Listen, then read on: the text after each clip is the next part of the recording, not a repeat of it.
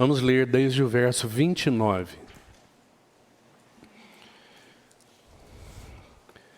No dia seguinte, viu João a Jesus que vinha para ele e disse: Eis o Cordeiro de Deus que tira o pecado do mundo.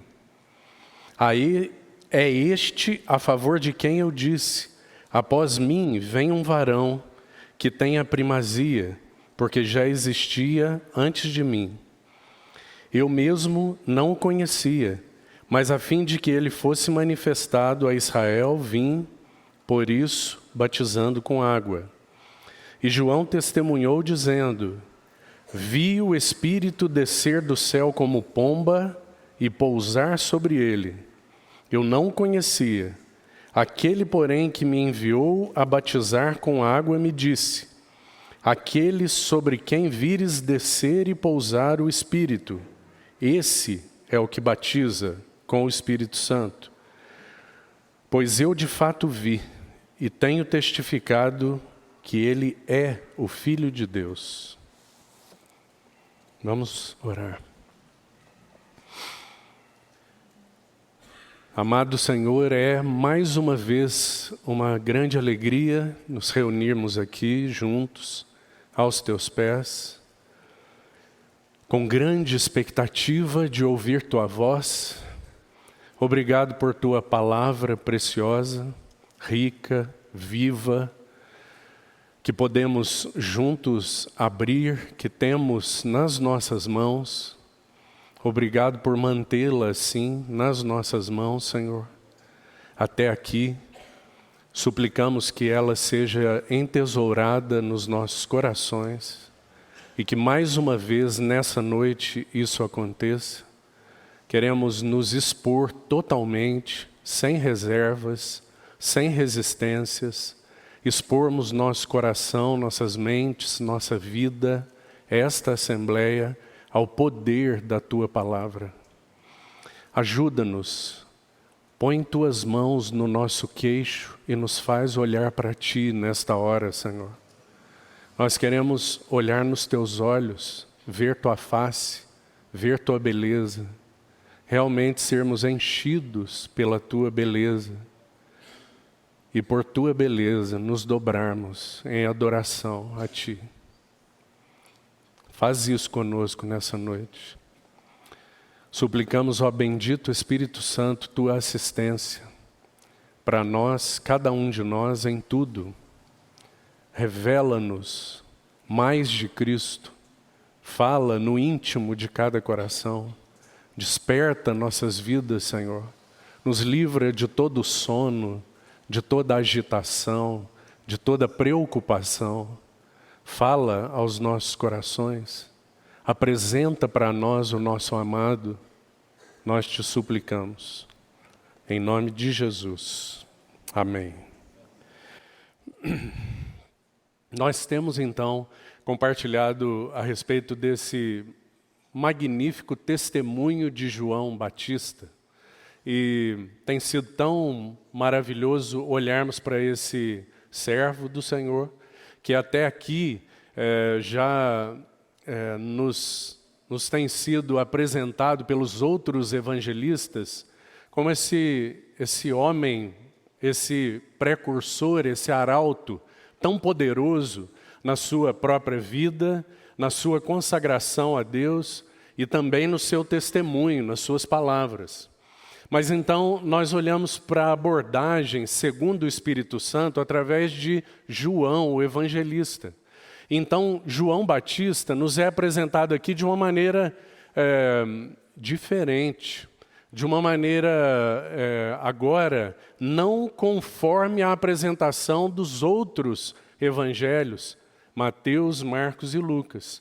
Mas aqui João nos é apresentado então como esse amigo do noivo, esse homem tão preparado para ser uma seta que desperta os olhares para Cristo mesmo, para a sua beleza, para a sua majestade, para a sua glória, mas não apenas com aquela abordagem tão forte, tão decisiva, conclamando todos os que ouviam ao arrependimento.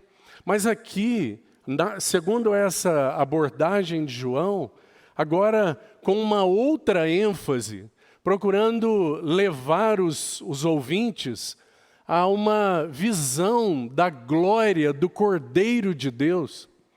E então, meus amados irmãos, nós vimos como João Batista foi capaz de, diante de todas as interpelações, diante de todos os questionamentos, diante daqueles que vinham em dúvida a respeito do seu serviço, do seu ministério, da sua autoridade, daqueles que vieram questionar o porquê ele estava fazendo, anunciando, batizando, ele pôde dar conta de si mesmo, e esse então é um aspecto.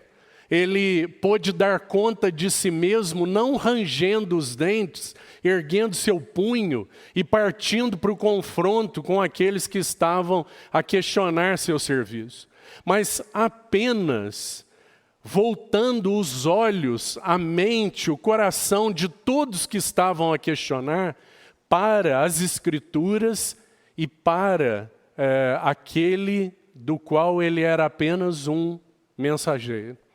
E então João começa a apresentar o Senhor Jesus e a apresentar a diferença tão grandiosa que havia entre ele e aquele do qual ele era apenas um precursor. Então João apresenta a si mesmo como tão insignificante diante daquele que ele não era digno, nem mesmo de desatar as suas sandálias. E o testemunho de João era esse: eu não sou o Cristo, eu não sou Elias, eu não sou o profeta, eu sou uma voz que clama no deserto, endireitai o caminho do Senhor. E no meio de vocês está aquele que existia antes de mim. Ele já está aqui, porém ainda não está absolutamente descoberto. Esse é então o testemunho de João, e foi isso que nós vimos na reunião passada. Mas João tem mais a dizer a respeito dele. E o clímax, então, do testemunho de João está por vir. E ele se inicia nesse verso 29, conforme já lemos. Tudo o que João tinha a dizer a respeito de si mesmo era que ele era apenas uma voz, apenas um condutor, apenas um instrumento, para que então fosse identificado aquele bendito e amado Senhor, do qual ele era apenas um servo dedicado, apaixonado. E então João é erguido para o clímax do seu testemunho.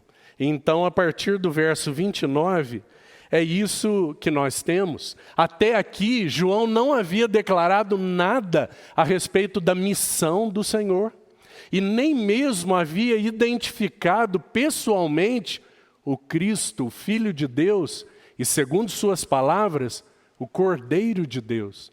Ele ainda não havia sido identificado. Embora João já tivesse dito, ele já está aqui.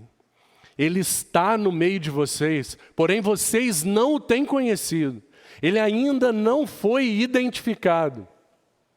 Mas apenas um dia ia se passar, então, desse encontro com aqueles sacerdotes e levitas, com aquela comitiva dos fariseus, e então, no dia seguinte, João vai fazer essa tremenda declaração que nós temos aí no verso 29. Mas, irmãos, antes, eu gostaria que nós meditássemos um pouquinho no contexto dessa declaração, porque o que nós temos aí no verso 29 é uma demarcação muito precisa de tempo, no dia seguinte.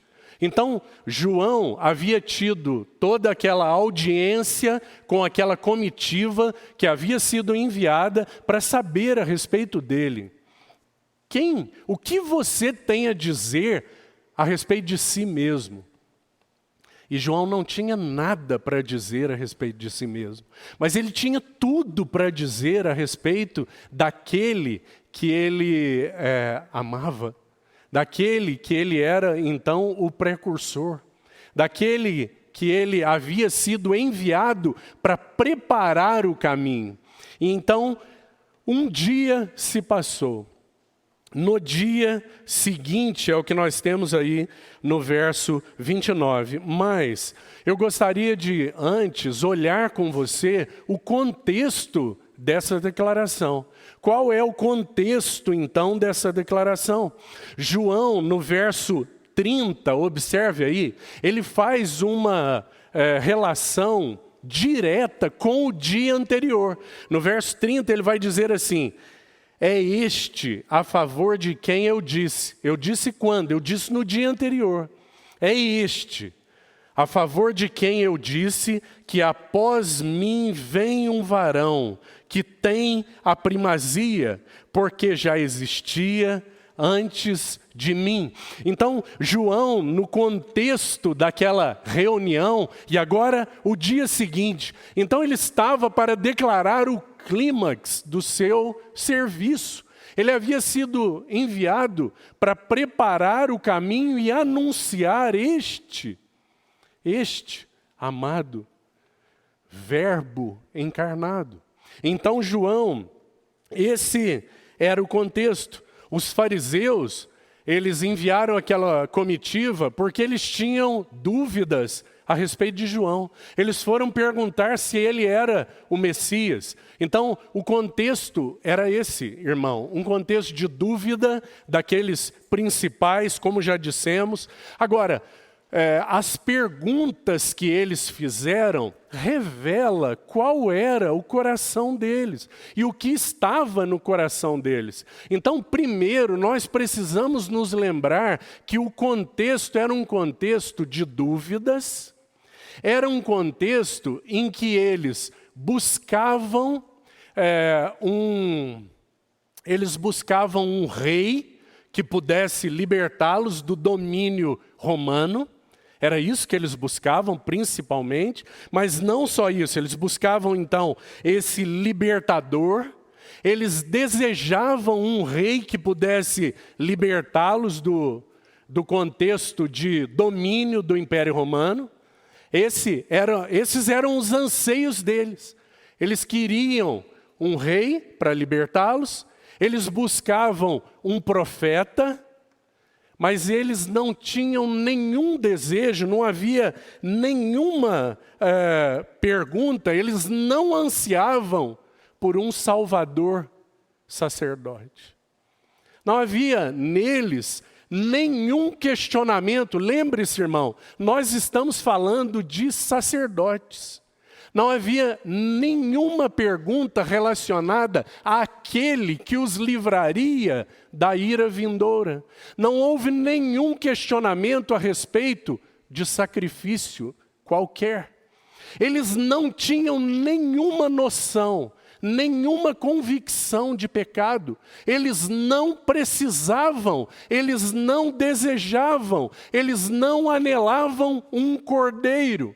Para eles, o cordeiro era totalmente desnecessário. Eles queriam um rei majestoso e poderoso que pudesse assentar no trono e destruir a dominação romana.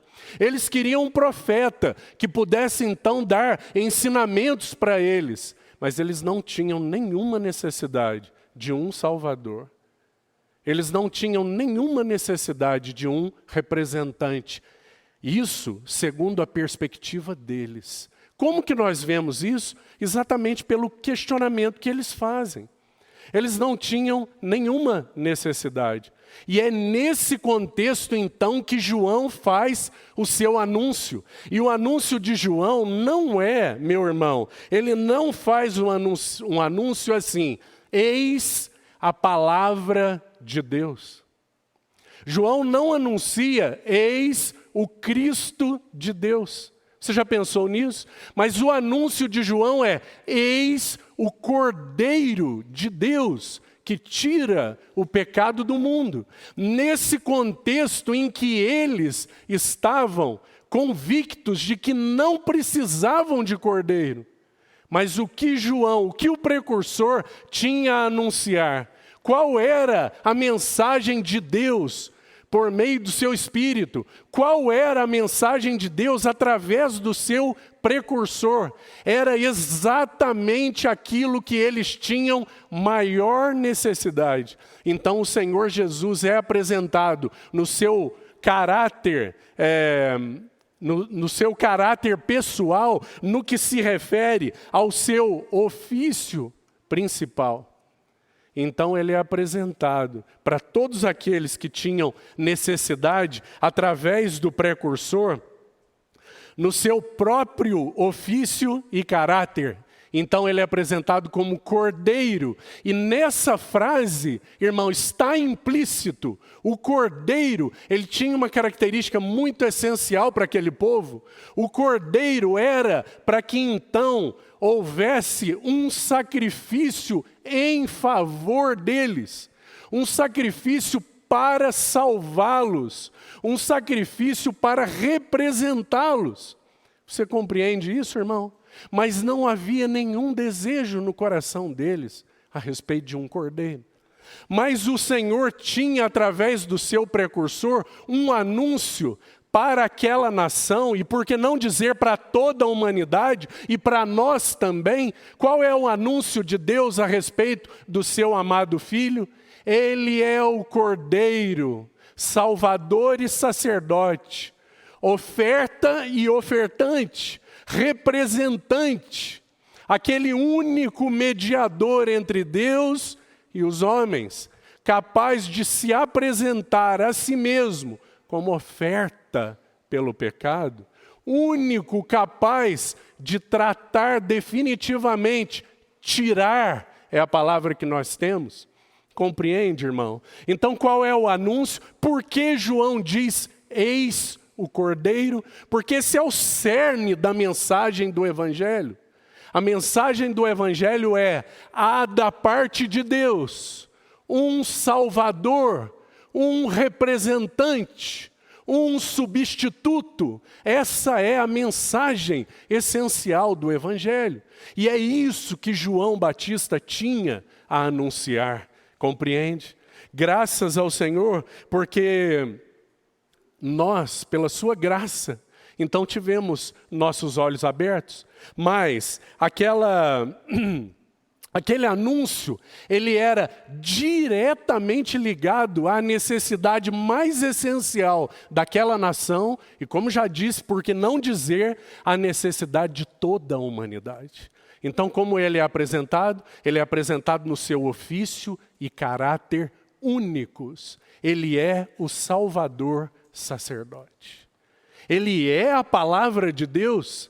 Ele é o Cristo de Deus. Mas como ele é anunciado e como ele permanece até hoje naquele trono do universo? Ele é o bendito Cordeiro de Deus, Salvador e mediador entre Deus e os homens. Compreende, irmão? Para que eles queriam alguém que se assentasse no trono. Esse era o desejo deles. Talvez eles tivessem recebido alguém que se assentasse no trono, mas eles precisavam primeiro aceitá-lo no altar. Compreende, irmão? O Senhor Jesus é apresentado como aquela oferta que passaria pelo altar para que então pudesse se assentar no trono. Porque o Senhor vai nos mostrar que não pode haver trono sem cruz. Compreende, irmão? Então, a pergunta para você e para mim é a seguinte: existe alguma diferença nos nossos dias, meu irmão? Existe alguma diferença nos dias de hoje? Porque se a respeito de Jesus ele é apresentado como um grande reformador social, então há uma certa aceitação. Se ele é apresentado como profeta da ética, como mestre da ética, então ele é respeitado. Mas se ele é apresentado como o cordeiro da cruz, então ele é rejeitado. Ele é rejeitado. Mas o que o mundo precisa? O que o mundo precisa é do cordeiro na sua cruz, como oferta pelo pecado, para tirar o pecado do mundo. Essa é a necessidade do mundo. Segue sendo a necessidade de todo homem até hoje. Então, como ele é apresentado? Eis o Cordeiro de Deus que tira o pecado do mundo. Que maravilhoso, irmão. Nós podemos contemplar essa bendita apresentação. E então, agora, contextualizando o momento em que João vai fazer essa bendita declaração, então agora nós já temos o contexto. O contexto era esse: uma nação que esperava um rei, esperava um profeta, mas não queria um salvador, não queria um cordeiro. Embora eles detivessem desde os primórdios o anúncio do cordeiro, segundo o que Deus havia falado a eles até aquele momento. Mas eles não queriam um salvador, um sacerdote que os pudesse representar, a si mesmo se oferecendo, como nos diz o autor de Hebreus, a si mesmo se oferecendo, imaculado a Deus como oferta pelo pecado. Graças ao Senhor por nosso bendito Cordeiro. Agora, quando então nós olhamos para o verso 29, e nós temos no dia seguinte, viu João a Jesus. Eu gostaria de, antes de mais nada, irmão, dizer para você que você imagine diante dos seus olhos quem João estava vendo. Diante dos olhos desse precursor estava aquele de quem todos os sacrifícios até aquele momento eles falavam, eles prefiguravam. Todo o Antigo Testamento, tudo que aquela nação conhecia, tantos animais tinham sido sacrificados. Então, diante dos olhos de João, estava aquele que era a realidade de toda aquela sombra. Você compreende, irmão? Então, João olha para ele e nós precisamos de algo aqui que eu creio que será muito útil para muitos aqui, muito mais para os mais jovens. Mas eu gostaria de citar para você uma progressiva revelação na Bíblia a respeito do Cordeiro. E eu gostaria de apenas citar, você pode anotar, esse talvez seja um bom exercício, um bom dever para casa, você pode anotar essas citações, e então você vai se debruçar sobre elas e ler cada texto, e pedir ao Senhor que fale mais ao seu coração, e que os seus olhos se abram diante do bendito Cordeiro de Deus. Porque, irmão, essa visão do Cordeiro, ela jamais terá fim para nós. O que a Bíblia diz a respeito do nosso Senhor Jesus é que ele virá como leão. Mas ele jamais deixou de ser e de estar no trono com suas marcas, seu caráter de cordeiro. Compreende, irmão? Então a Bíblia nos apresenta uma maravilhosa ordem progressiva de revelação a respeito do Cordeiro. Muitos estudiosos chamam essa revelação progressiva de fio de prata, que percorre toda a Bíblia desde Gênesis a Apocalipse. Por que fio de prata? Porque a prata, na tipologia bíblica, fala de redenção. Então nós temos, o Cordeiro é essencialmente o Redentor, o sacrifício, a oferta. Então, a Bíblia de Gênesis a Apocalipse vai nos apresentar esse maravilhoso fio de prata, essa apresentação progressiva do Cordeiro. E eu gostaria de citar cada texto, e você anote e vá aos pés do Senhor com eles. Então, tudo começa, meu irmão, em Gênesis, nos capítulos 3 e 4. Eu gostaria que você observasse o capítulo 4. Capítulo 4. O que nós temos no capítulo 4? Nós temos Abel e Caim. Mas nós temos Abel apresentando das primícias do seu rebanho um cordeiro em sacrifício por ele, em favor dele, diante de Deus. Por que que ele apresenta um cordeiro? Por isso, então, eu citei Gênesis 3. Porque Gênesis 3 é o capítulo da intrusão do pecado. O pecado entra na cena do homem. E então, em Gênesis 3, Deus faz algo, porque o homem, a partir daquele momento, ele não pode fazer nada por si mesmo. Ele se coloca em uma condição de perdição irremediável. Ele havia desobedecido a Deus e quebrado a sua comunhão com Deus permanentemente. E então Deus precisa fazer algo para cobri-lo. E então Deus cobre o homem e a mulher com peles de animais. Obviamente que houve um sacrifício para que eles pudessem ser cobertos. Então, esse sacrifício que houve para os pais de Abel, certamente foram instrumento de ensino e direção para esse filho. Então, o que nós temos em Gênesis 4, nós temos o cordeiro prefigurado. Abel toma das primícias do seu rebanho e oferece a Deus em favor dele. Agora, irmão, tem um princípio aí, essa é a primeira menção, e tem um princípio que vai percorrer toda a Bíblia. E esse princípio é o princípio da adoração a Deus, é o princípio do culto a Deus. Qual é o princípio? Nós só podemos adorar a Deus, nós só podemos cultuar a Deus por meio dos méritos do Cordeiro. Compreende, meu irmão? Nós só podemos adorar por meio de Jesus Cristo, o nosso Cordeiro. Compreende? Esse princípio vai percorrer toda a Bíblia. Quando nós nos assentamos aqui hoje para ouvir a palavra, nós nos assentamos baseados no quê?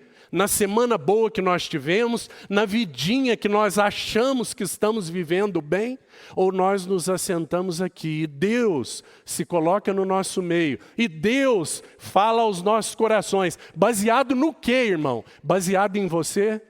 Não, baseado nos méritos do Cordeiro. Compreende isso?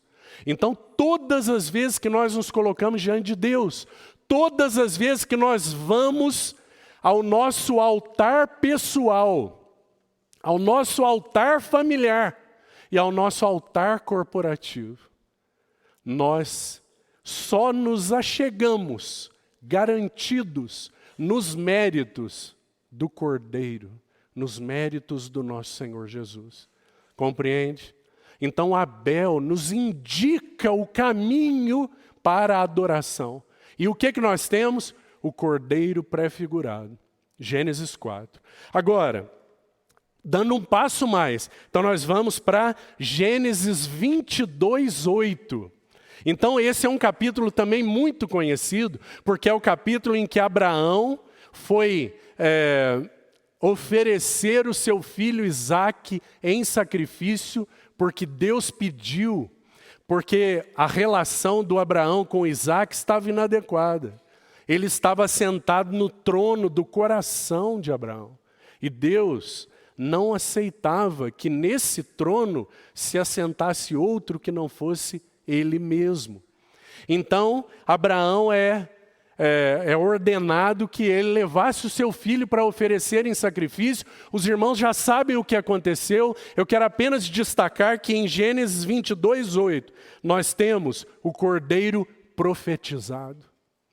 O que Abraão responde para o seu filho? Pai, eu vejo a lenha, eu vejo o cutelo, mas eu não vejo o cordeiro para o sacrifício. Então Abraão diz, meu filho, Deus proverá para si o cordeiro. Graças ao Senhor, porque nós estamos há 2000 anos daquela bendita encarnação, daquele cordeiro que então se revelou plenamente, e nós temos os nossos olhos abertos para o fato de que aquela profecia, então proferida pela boca de Abraão, sem nem mesmo saber a grandeza daquela frase que estava saindo da sua boca, mas nós estamos depois do anúncio bendito do nosso Salvador.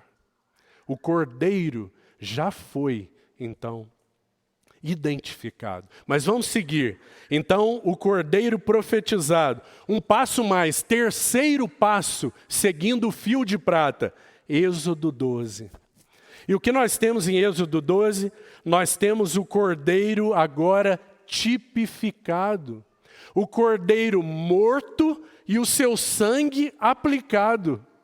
Que maravilhoso, irmão. Por quê? Porque cada família se guardava na sua casa, se beneficiava em todos os sentidos da provisão do cordeiro no interior da proteção da sua casa, e estavam identificados na verga da porta para o lado de fora, para que fosse então desviado o juízo de Deus sobre aquela nação, o sangue aplicado à verga da porta, protegendo aqueles que estavam dentro, usufruindo, comendo da provisão do cordeiro. O cordeiro tipificado. Mas não só isso, quarto passo, Isaías 53. O que nós temos em Isaías 53? Nós temos o cordeiro personificado. Porque em Isaías 53 é dito literalmente que o cordeiro é um homem de dores, que sabe o que é padecer. Então Isaías 53 personifica o cordeiro e segue o bendito fio de prata. Então nós temos o quinto passo, e o quinto passo é exatamente o que está nas suas mãos aí, a sua Bíblia aberta, João 1:29. E o que nós temos aí? Nós temos o Cordeiro encarnado e identificado. Eis, compreende, irmão? Eis o Cordeiro. Agora, em João 1:29, aquele que era prefigurado, profetizado, tipificado, personificado, agora ele é encarnado e identificado.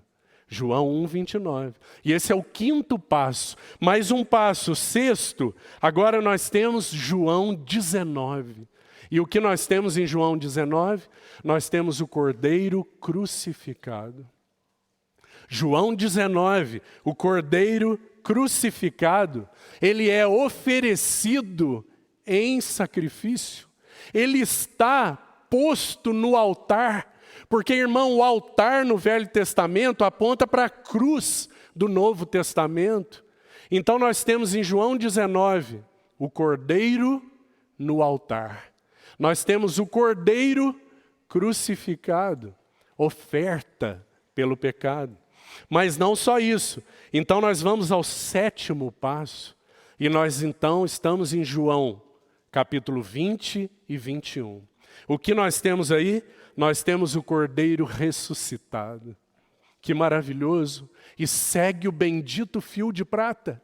João vai anunciar, ele venceu.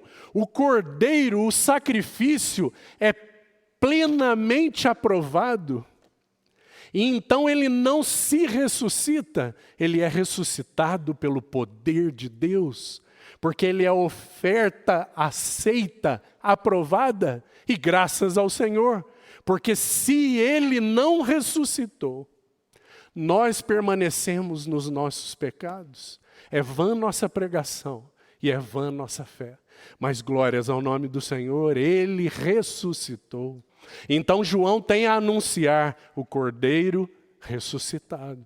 Mas não só isso. Então nós temos agora o 8º passo deste bendito fio de prata. E agora nós vamos para Apocalipse capítulo 5. E o que nós temos em Apocalipse capítulo 5? Nós temos o Cordeiro engrandecido pelas hostes celestiais. O que nós temos? Nós temos o Cordeiro bendito sendo adorado, coroado, reverenciado em toda a sua majestade e glória, mas permanecendo como Cordeiro, querido irmão, segue o bendito fio de prata. E então, finalizando o 9º passo, nós temos Apocalipse 22. E o que nós temos aí? Nós temos o Cordeiro glorificado no trono eterno. Glórias ao nome do Senhor. Segue por toda a Bíblia esse bendito fio de prata, anunciando a glória do Cordeiro. Por que nós dissemos tudo isso? Porque diante de nós está o precursor, que teve então o privilégio de estender o seu dedo e dizer: eis o Cordeiro de Deus que tira o pecado do mundo. Que maravilhosa mensagem. Agora, vamos seguir ainda no verso 29. Tem tantas coisas maravilhosas aí nesse verso. Então, o verso 29, eu gostaria de primeiro destacar a palavrinha aí, viu. No dia seguinte, viu João. Ah, irmão, que privilégio que nós temos. Que privilégio que João teve de ver diante dos seus olhos. Ele não olhou para aquele homem como se ele fosse uma pessoa qualquer. Ele não olhou para aquele homem como se ele fosse um homem importante. Mas ele olhou para aquele homem e viu o seu Salvador. E viu o Cordeiro de Deus que tira o pecado do mundo. Que maravilhoso, irmão. Porque a sequência disso é que João viu a Jesus que vinha para ele. E eu gostaria de unir essas duas expressões. Ele viu aquele que vinha para ele. Como nós podemos explicar essa expressão, irmão? Jesus vinha para João. Você sabe que esse evento aqui, que nós estamos compartilhando, ele é posterior ao batismo. O batismo já tinha acontecido. O batismo do Senhor Jesus já tinha acontecido há algumas semanas, segundo os estudiosos, porque depois do batismo ele foi para o deserto. Então, quando o Senhor retorna, então é precisamente essa hora. Então, o Senhor Jesus já tinha sido batizado. De alguma maneira, João já tinha sido impactado por aquele homem, naquela cena do batismo. Daqui a pouco nós vamos falar um pouco sobre isso. Mas, quando o Senhor Jesus, então, vinha para ele, irmão, pense comigo sobre essa expressão. Como nós podemos responder isso? Eu penso que só tem uma maneira. Jesus estava indo diretamente para o precursor para ser identificado naquele momento. Aquele era precisamente, de alguma maneira, o Senhor sabia que era o momento em que ele seria identificado. Então, o que nós temos? Nós temos os olhos de João vendo a Jesus. E nós temos Jesus indo para João. Irmão, espiritualmente falando, nós só vemos porque ele veio para nós. Espiritualmente falando, porque ele veio até nós, nossos olhos foram abertos. Então nós podemos contemplá-lo. E os nossos olhos não contemplam um homem importante. Os nossos olhos não contemplam um homem que não tem importância. Os nossos olhos contemplam o nosso Salvador. Os nossos olhos foram abertos para contemplarmos o nosso bendito Salvador. Então, esse privilégio de vê-lo e termos os nossos olhos cativados, todos nós que estamos aqui sabemos o que isso significa. Todos nós tivemos os nossos olhos atraídos. Por quê? Porque Ele veio até nós. Ele nos encontrou e abriu nossos olhos. Glórias ao nome do Senhor. Que maravilhosa obra, que Senhor bendito e generoso que veio até nós. E então os nossos olhos foram abertos. Ele nos encontrou e os nossos olhos foram abertos. Até aqui, João tinha falado dele de muitas maneiras, João Batista. João tinha falado principalmente com uma ênfase, enfatizando seu poder e sua majestade. Até aqui, João tinha dito a respeito dele que ele é o Senhor que está com sua pá na mão para recolher o seu trigo, separar a palha, e então a palha ser posta a fogo, e ele recolher no seu celeiro os seus grãos. Até aqui, João tinha apresentado ao Senhor segundo essa perspectiva. Mas quando o Senhor Jesus veio até ele para ser batizado, irmão, pense comigo, não havia nada na vida daquele homem que se identificasse com o batismo de João. Porque o batismo de João era um batismo de arrependimento, de confissão de pecados, de arrependimento, de reparação de uma vida inadequada. E nada disso tinha lugar na vida daquele que se apresentou naquela fila para ser batizado diante de João. Tanto é que, de alguma maneira, João compreendeu aquilo. E ele disse, eu não posso batizá-lo. Senhor, eu não posso te batizar. O Senhor vem a mim para ser batizado. Eu é que devo ser batizado por ti.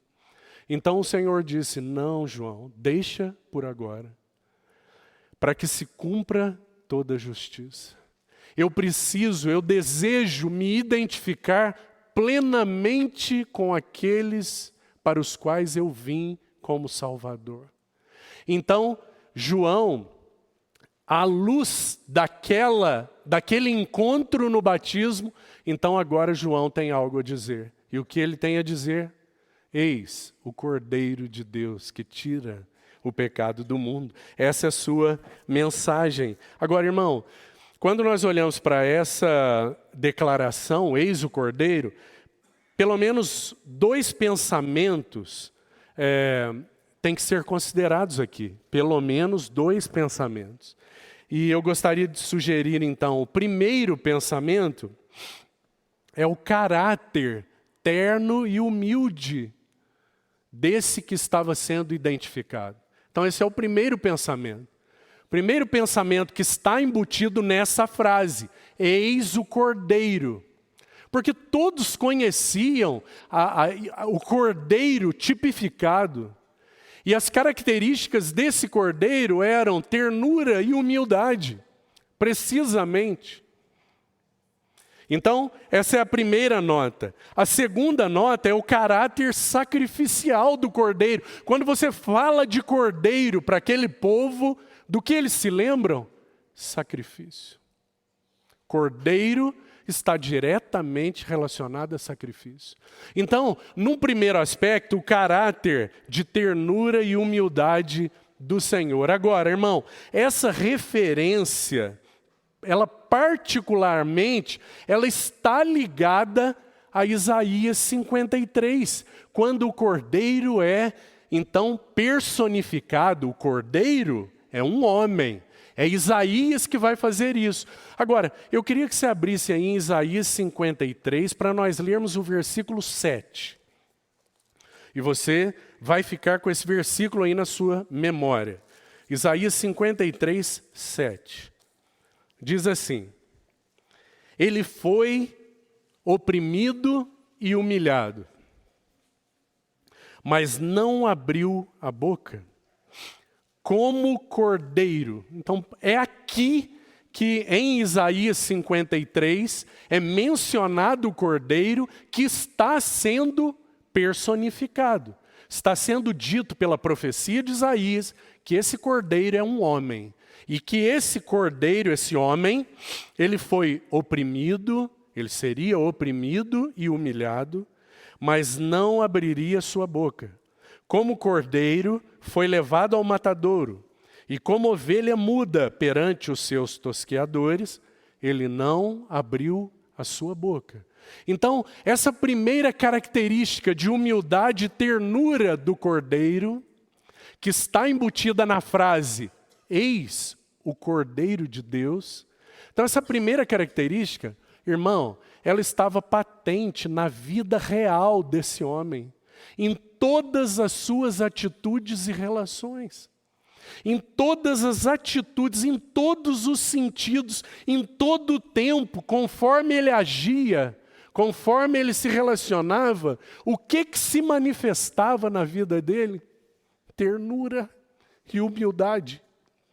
O que se apresentava naquele homem, naquela pessoa humana que estava sendo identificada? Primeiro, a ternura e a humildade do Cordeiro de Deus.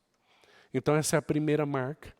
Todos os que olham para aquela vida e tem anos que pela misericórdia e bondade do Senhor, nós estamos aqui a cada quarta-feira fazendo isso. O que nós fazemos? Nós olhamos para Ele, para contemplar a sua ternura e a sua humildade, a sua beleza única, o Salvador sacerdote. Que maravilhoso, irmão. Então, na sua pessoa havia essa característica. Agora, havia um segundo aspecto, como já disse. O cordeiro está relacionado com o sacrifício. E então, o segundo aspecto, ele iria se seguir segundo os acontecimentos na vida desse homem. Agora, irmão, até esse momento, muitos enviados de Deus, muitos profetas, muitos homens de Deus, eles tinham, de alguma maneira, se sacrificado pela causa de Deus. Os profetas foram mortos. Quantos profetas pagaram com suas vidas em favor da causa de Deus, do seu serviço a Deus, do seu amor por Deus? Mas de alguma maneira João compreendeu, preste atenção, de alguma maneira, até aqui, muitos tinham entregado a sua vida por fidelidade a Deus. Só que agora é diferente, irmão. Há uma diferença. Ele está sendo pessoalmente reconhecido, identificado, na sua ternura e humildade únicas, em todas as suas atitudes, em todo o tempo. Mas não só isso. Ele será identificado como sacrifício. Agora, de alguma maneira João compreendeu, nós seguramente temos que dizer que ele não tinha consciência plena e total da frase que ele ia dizer agora. Ele não tinha consciência plena e total da abrangência e da grandiosidade dessa frase, seguramente ele não tinha. Mas ele tinha algum entendimento, de alguma maneira ele sabia que o Senhor Jesus era um sacrifício num sentido único e especial. De alguma maneira aquele precursor entendeu que aquele homem, ele seria um sacrifício único e especial. Então o que ele disse?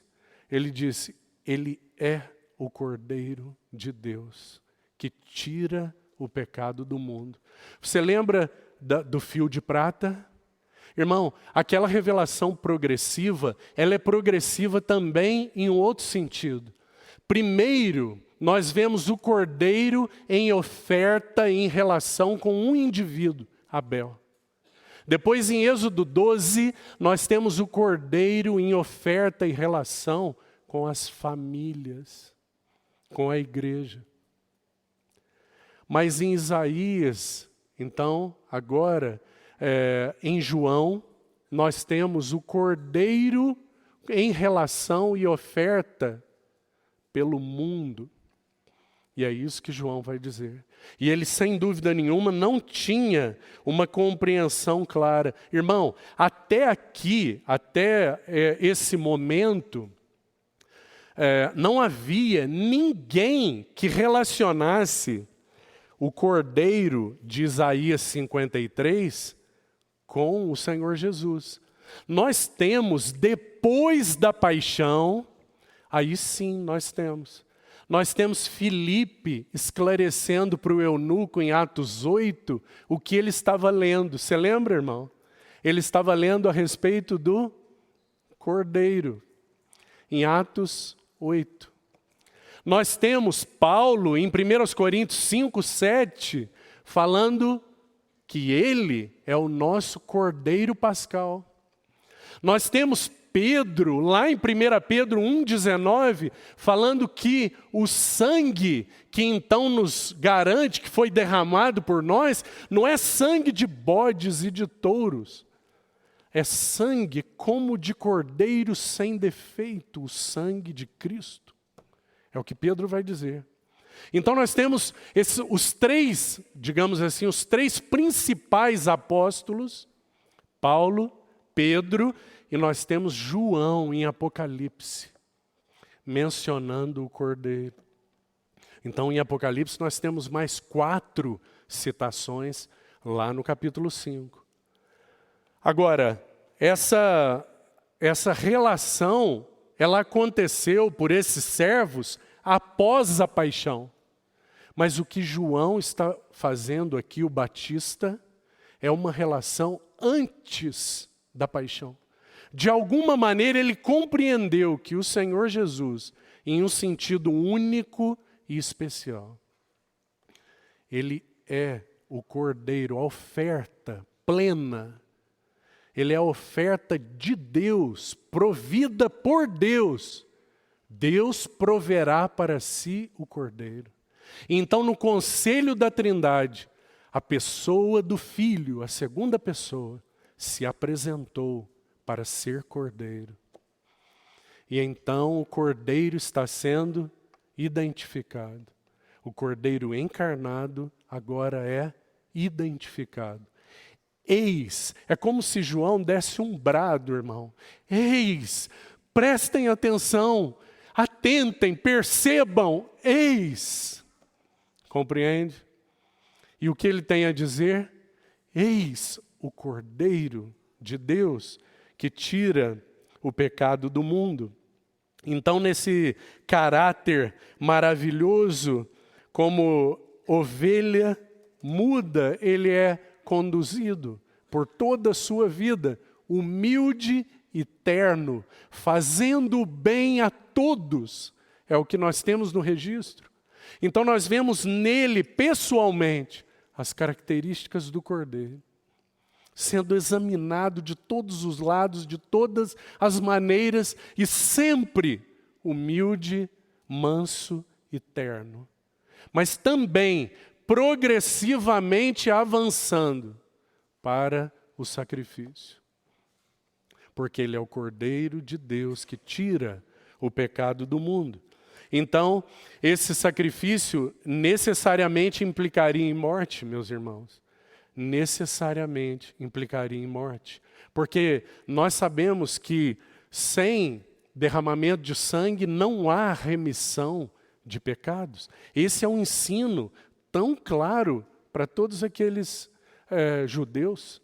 Então, quando João aponta o seu dedo e diz que ele é o Cordeiro, na cabeça deles, na mente deles, tudo aquilo que havia sido ensinado volta.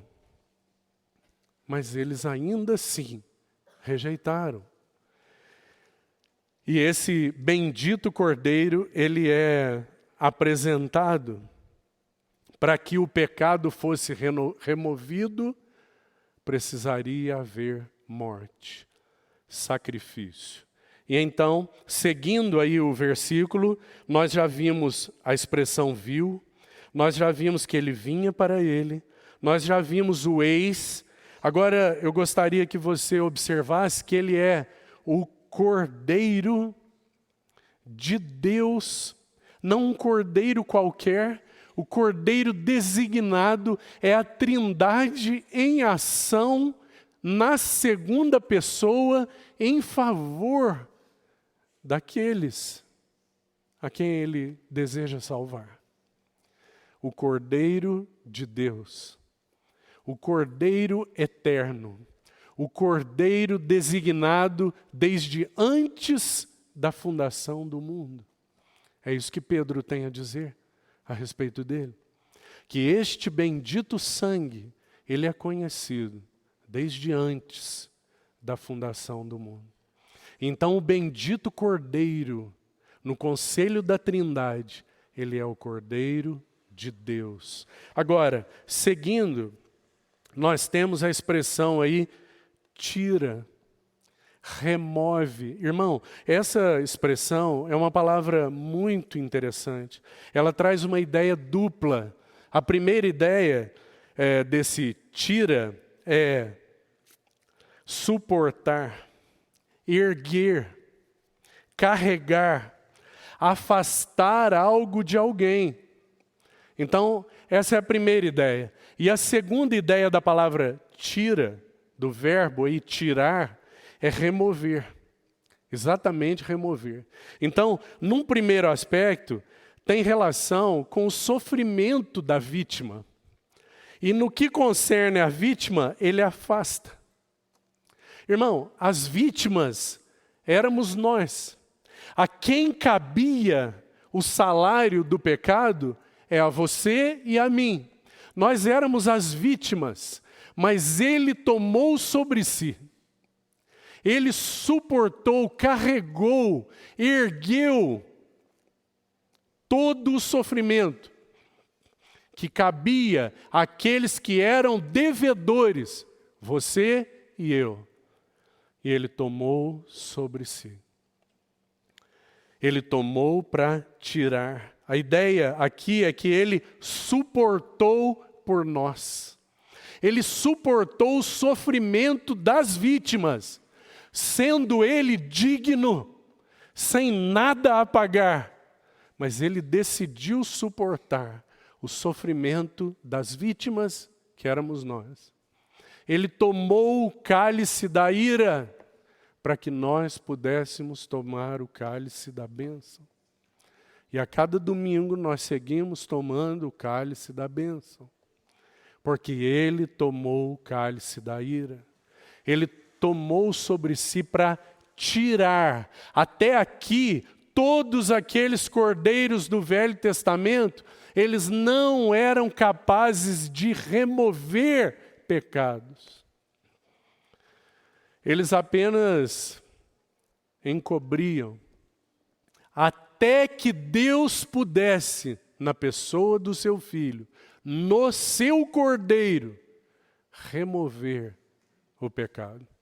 E então, nós temos o segundo aspecto aí. E o segundo aspecto, enquanto o primeiro aponta para o sofrimento da vítima, o segundo aspecto aponta para a libertação dos pecadores.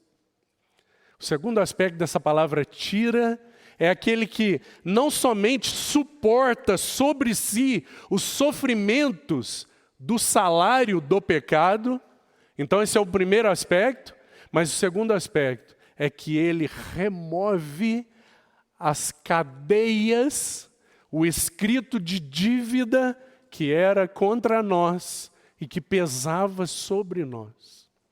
E ele tira o pecado do mundo. Então o segundo aspecto é que ele remove. E isso tem relação com a libertação dos pecadores. Agora, você se lembra que o apóstolo Pedro, agora em 1 Pedro 2,24, ele vai falar exatamente a respeito disso. Ele vai dizer que o Senhor Jesus carregando no corpo, no madeiro, sobre o madeiro os nossos pecados, para que nós, mortos para o pecado, vivamos para a justiça. 1 Pedro 2,24. O apóstolo Pedro vai falar a respeito desta obra bendita, do que estava acontecendo nesse anúncio que João está por fazer e que ainda se cumpriria brevemente na vida do Cordeiro. Ele tiraria, removeria o pecado do mundo. Agora, uma outra expressão que eu gostaria de chamar a sua atenção, e nós já estamos encerrando, é a palavrinha pecado aí.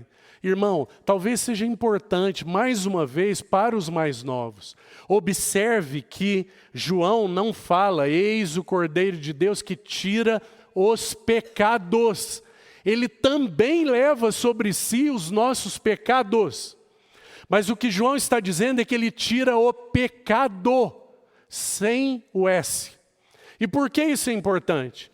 Porque do que ele está falando? Ele está falando que Jesus, na sua cruz, ele vai tratar com a fonte, a condição, a natureza pecaminosa. Essa natureza nossa que foi totalmente contaminada quando Adão pecou. E todo homem depois de Adão nasce em pecado, e em pecado me concebeu a minha mãe. Então essa natureza, o que ela tem a produzir? Ela tem a produzir pecados.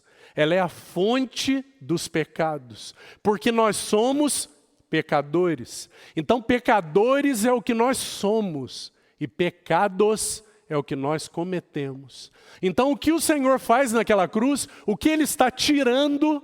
Ele está tirando o pecado. Ele está tratando com a fonte, irmão. Ele está nos dando uma nova natureza. Ele não apenas pagou por todos os pecados cometidos, mas Ele removeu o pecado, graças ao Senhor. E ainda em breve, nós veremos o pecado completamente tirado das nossas vidas, porque nós receberemos um corpo glorificado como o dele. Graças ao Senhor. Para que fique muito claro para cada um de nós o que estava acontecendo naquela cruz e que está sendo anunciado aqui pelo precursor. Ele é o Cordeiro que tira, remove, suporta o sofrimento da vítima, mas também liberta o pecador. Ele remove o pecado. E Ele nos dá uma nova natureza. De modo que agora nós não precisamos viver como escravos, apenas pecando porque somos pecadores. Continuamos pecadores, mas agora, redimidos, o preço foi pago. Redimidos pelo sangue do Cordeiro. Então agora nós não somos mais constrangidos a viver pecando, porque fomos libertos e recebemos da parte dele uma nova natureza, segundo Deus, para viver em retidão, para viver dignamente, conforme o chamamento que nós recebemos, segundo é a vida do nosso Senhor. Compreende, meu irmão? Então, graças ao Senhor pelo bendito Cordeiro de Deus que tira o pecado do mundo. O último detalhe que eu gostaria de chamar sua atenção estão nos versos, então, de 32 a 34. E o que nós temos aí? Nós temos João Batista relatando, testemunhando, que viu o Espírito descendo e pousando sobre ele, e que havia sido dito para João que esse, sobre quem ele visse, descer o Espírito e pousar sobre ele, esse é verdadeiramente o Filho de Deus, o Cordeiro de Deus. Então ele diz que esse é o seu testemunho. Ele então registra isso. Agora, eu gostaria apenas de fazer um destaque. Que maravilhosa visão, não é, meu irmão? O Espírito, na forma corpórea de uma pomba, desce e pousa sobre ele. A palavra pousa aí, a palavra pousar aí do verso 32 é a mesma do verso 38, olha aí. Só que no verso 38, ela é a última palavra do versículo e ela é traduzida como assiste. Está vendo? A palavra pousar, traduzida no verso 32, é a mesma que no verso 38, é a mesma palavra grega que no verso 38 é traduzida como assiste. Sabe qual é o sentido da palavra? O sentido é onde moras. Onde moras. Onde permanece. Que lindo, não é? Porque o que João viu? João viu o Espírito encontrando um homem seguro, confiável, para que ele pudesse morar, para que ele pudesse assistir, para que ele pudesse permanecer. Que lindo, irmão. Porque o Espírito repousa sobre o Cordeiro. Nós temos a pomba pousando sobre o Cordeiro. Nós temos aquela mansidão, humildade e ternura, agora identificadas como pouso seguro do Espírito. Esse é o nosso Senhor Jesus. Esse é o nosso amado.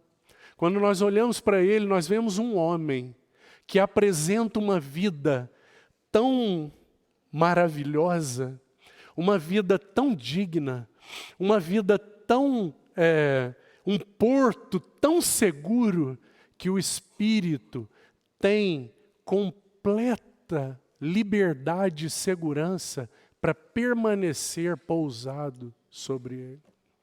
Que maravilhoso, não é, irmão? Porque eu e você, nós temos sido convidados a andarmos no Espírito. E a nossa vida também oferecer um lugar seguro para que o Espírito possa dar direção, para que o Espírito possa revelar a Cristo, para que o Espírito possa revelar a verdade. Mas sabe qual é o problema para a vergonha nossa, irmão? É que a maior parte do tempo, o Espírito Santo gasta nos corrigindo de pecado. Talvez 90% do tempo do Espírito sobre as nossas vidas seja em correção e 10% seja revelando Cristo. Compreende? Mas não na vida do nosso bendito Cordeiro. Na vida do Cordeiro nós temos essa figura linda, a pomba pousada, segura, firme, tranquila sobre o Cordeiro. Agora, quando esse Cordeiro manso e humilde é então identificado como esse pouso seguro da pomba, nós temos uma outra descida do Espírito. Então, depois que esse Cordeiro cumpre a sua obra, então ele ascende aos céus, recebe do Pai a promessa do Espírito e derrama. E então esse Espírito agora vem sobre a igreja. Mas ele não desce sobre a igreja como pomba. Ele desce como fogo. Você se lembra que João e os outros evangelistas também, eles vão dizer que esse Senhor Jesus é identificado por João Batista, aquele João Batista que batiza com água. Mas aquele que vem depois de mim, que é maior do que eu, que já existia antes de mim, ele batiza com o Espírito e com fogo. E então o Espírito é derramado, desce sobre a igreja, agora não como pomba, mas como fogo. Por quê, irmão? Porque o fogo na Bíblia, ele, antes de mais nada, fala de purificação. Fala daquela bendita ação purificadora do Espírito para enriquecimento. É aquele fogo do ourives sobre o ouro, para que as impurezas sejam separadas e aquele ouro mais precioso, ele seja então mais precioso ainda, purificado.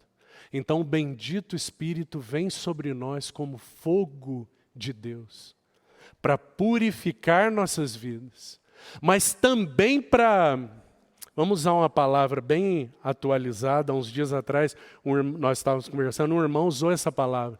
O fogo também tem uma característica de poder, de empoderamento, também tem.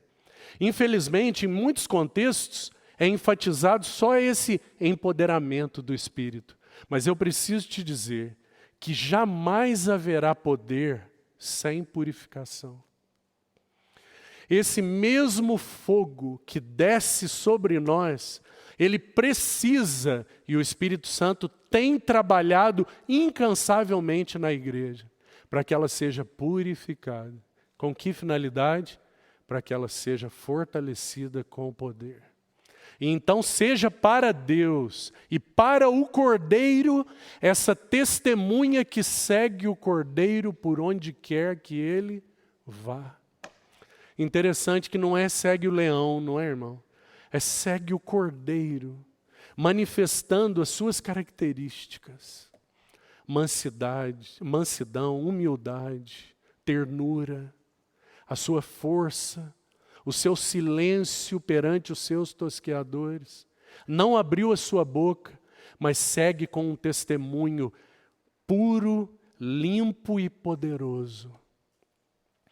Esse é o chamamento que nós recebemos. Você vê isso? Que o Senhor nos conduza para que essa seja a nossa experiência. Sejamos nós, esse povo bendito, forte do Senhor, porque tem sido purificado pelo bendito Espírito, porque o nosso amado Cordeiro é o que vem batizar com o Espírito Santo e com fogo. Graças ao Senhor. Que o Senhor siga nos falando ao coração. Vamos orar. Pai, te louvamos por tua palavra poderosa, teu instrumento para efetuar com esses dois gumes, morte e ressurreição, purificação e enriquecimento. Senhor, segue fazendo isso conosco e nos ajuda a contemplarmos o nosso Cordeiro, a contemplarmos o nosso necessário Salvador e sacerdote, a seguirmos confiados nos teus méritos, Senhor, a seguirmos adorando aquele que se dignou a se apresentar como Cordeiro para tirar os pecados do mundo. Glórias ao teu nome.